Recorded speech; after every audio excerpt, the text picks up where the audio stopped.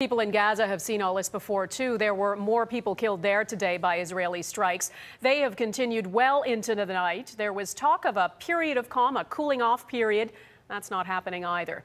And each death only inflames anger among the people of Gaza. Our Tom Popick is there tonight. Tom, what's the situation right now?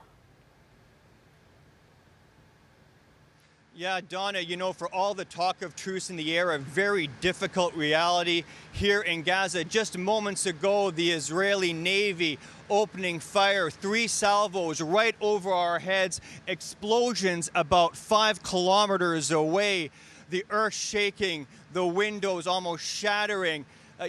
Almost 100,000 people here in Gaza, more than 100,000 people here in Gaza are on edge. They're bracing for the worst tonight, but yet they're still trying to lead normal lives.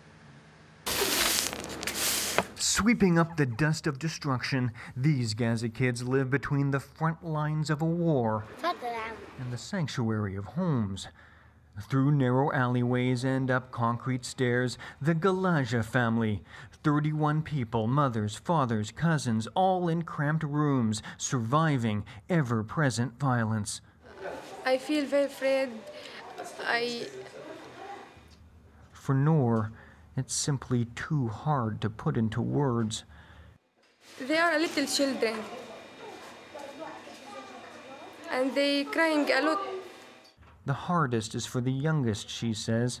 After dark, it's a nightmare.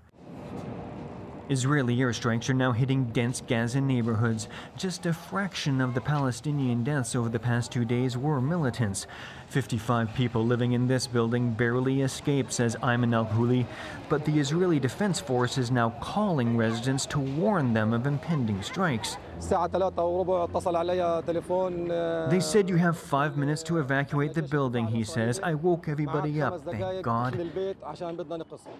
An economic crisis is also emerging here. Busy boulevards are deserted, shops are closed, and businesses that were just beginning to recover from Israel's long blockade are now struggling. This supermarket opened just months ago, a sign of progress Mahan Hassan still clings to. Everything is possible. We have a hope, and we should look optimistic for the future. For the Gaza family, the future is less secure. Grandmother Mazam has seen a generation grow up with Gaza's violence. They don't forget when they get bigger, she says. The struggle for peace here starts with one child at a time.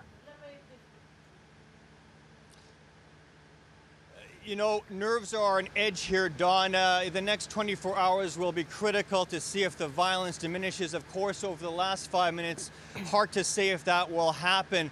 If a truce can't be found, if those Israeli tanks cross the border, the residents here have nowhere to run to, nowhere to hide. They'll be trapped in this urban jungle, quite literally caught in the crossfire. Donna? All right, Tom Popick in Gaza tonight. Thank you, Tom.